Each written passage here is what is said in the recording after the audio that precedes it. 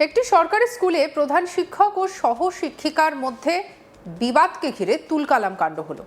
অভিযোগ উঠেছে সহ শিক্ষিকার সঙ্গে দুর্ব্যবহার করা হয়েছে এবং তাকে লক্ষ্য করে চেয়ার ছুঁড়ে মারা হয়েছে। এই অভিযোগের ভিত্তিতে গ্রেপ্তার হওয়া প্রধান শিক্ষক আদালতের নির্দেশে জামিনে মুক্তি পেয়েছেন। আর অভিযুক্ত এই প্রধান শিক্ষকের বাবা প্রাক্তন সিপিএম সাংসদ, সেই পরিচয় নিয়েও শোরগোল পড়ে গিয়েছে।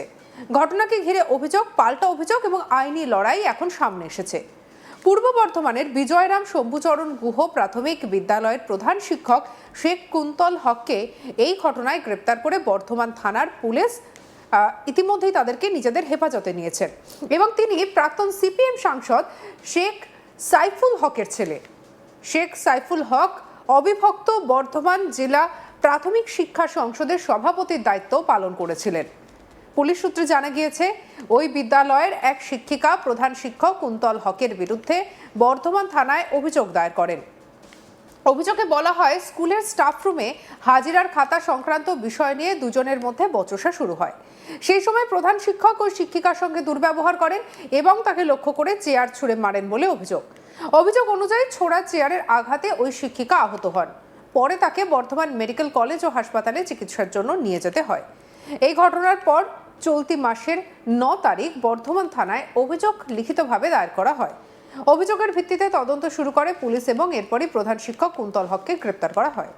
গ্রেপ্তারের পর 13 জুলাই তাকে বর্ধমান আদালতে পেশ করা হয়। তবে আদালতের নিজের বিরুদ্ধে ওঠা সমস্ত অভিযোগকে অস্বীকার করেন কুন্তল হক। তার দাবি, অভিযোগ সম্পূর্ণ মিথ্যে এবং উদ্দেশ্য প্রণোদিতভাবে করা হয়েছে। আদালতে যাওয়ার পথে তিনি জানান, ওই শিক্ষিকা নিয়মিত স্কুলে উপস্থিত থাকেন না এবং সময় মতো স্কুলে আসেন না। এই বিষয়গুলি নিয়ে তিনি প্রতিবাদ করেছিলেন বলেই তার বিরুদ্ধে মিথ্যে মামলা করা হয়েছে বলে দাবি করেন তিনি। অভিযুক্ত প্রধান শিক্ষক শেখ কুন্তল হক কি বলছেন শুনব। টিচার দিনের পর দিন স্কুলে অ্যাবসেন্ট করছে, তাকে যদি কোনো কথা না বলা যাবে, সে যদি তার মহিলা হওয়ার সুবিধাটুকু নেয়, তাহলে আমার কিছু বলার নেই আপনার। তো আপনাকে রিকোয়েস্ট করছি, এইসব আগে পোস্ট করার আগে একটু জাস্ট কাইন্ডলি আপনি। অন্যদিকে পুলিশের পক্ষ থেকে ভারতীয় ন্যায় সংহিতার জামিনযোগ্য 115(2) এবং 126(2) ধারায় মামলা রুজু করা হয়েছে। এরপর তাকে আদালতে তোলা হলে বিচারক তার জামিন মঞ্জুর করে জানান অভিযুক্ত প্রধান শিক্ষকের আইনজীবী সুদীপ্ত রায়।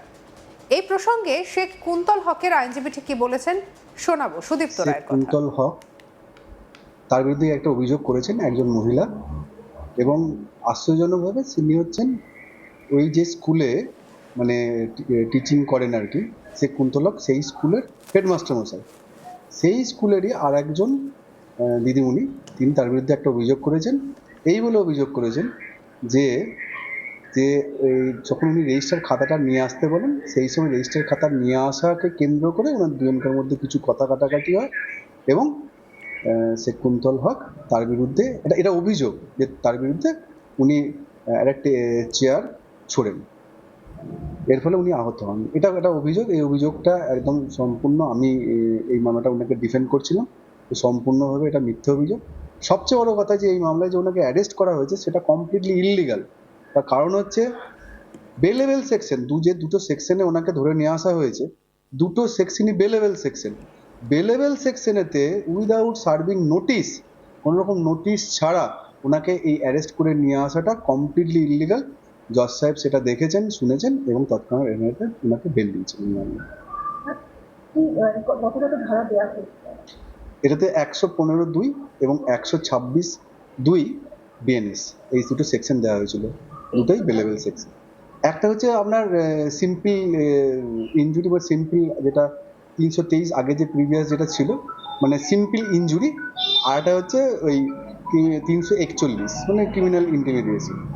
খুব সিম্পল দুটো ধারা। এই দুটোতে ধারাতে কখনোই ওনাকে করে নিয়ে আসা, অ্যারেস্ট করে নিয়ে আসার মতো, তার বাড়ি থেকে তাকে অ্যারেস্ট করে নিয়ে আসার যে অ্যারেস্ট মেমো থেকে দেখা যাচ্ছে, সেটা কমপ্লিটলি আমার মতে সেটা ঠিক হয়নি, কারণ নোটিশটা সার্ভ করা উচিত ছিল। দুটোই বেলেবেল ধারা। বাড়ি থেকে ওনাকে অ্যারেস্ট করা হয়েছে, সেরকম অ্যারেস্ট মেমোতে বলা হয়েছে।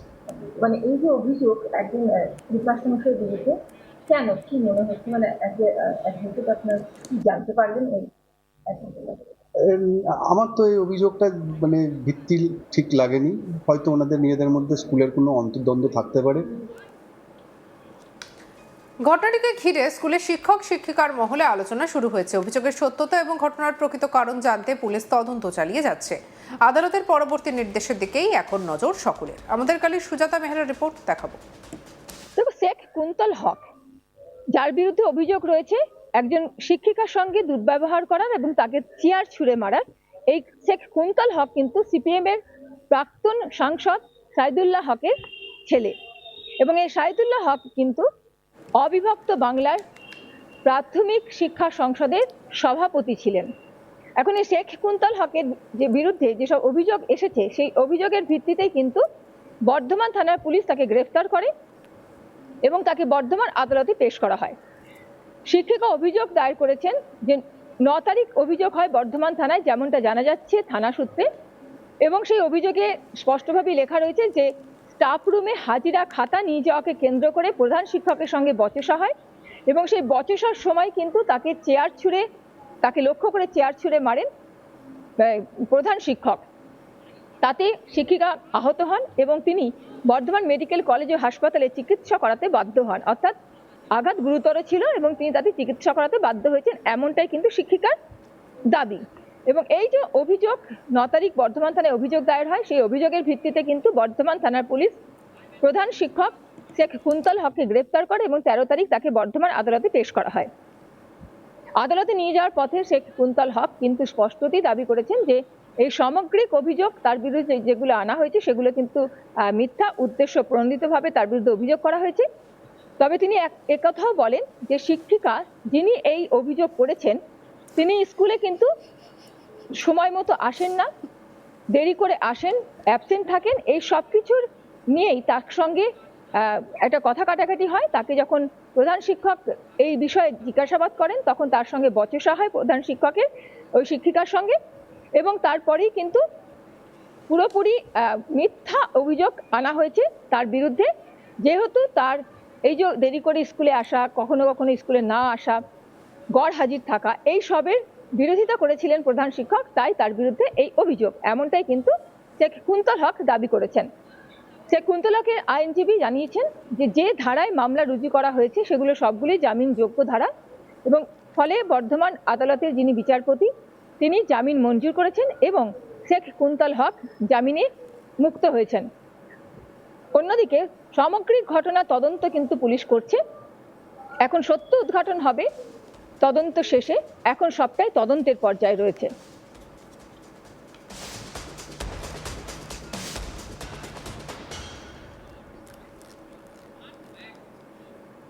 সঙ্গে রাখুন আজ তাক বাংলাকে, সাবস্ক্রাইব করতে ভুলবেন না।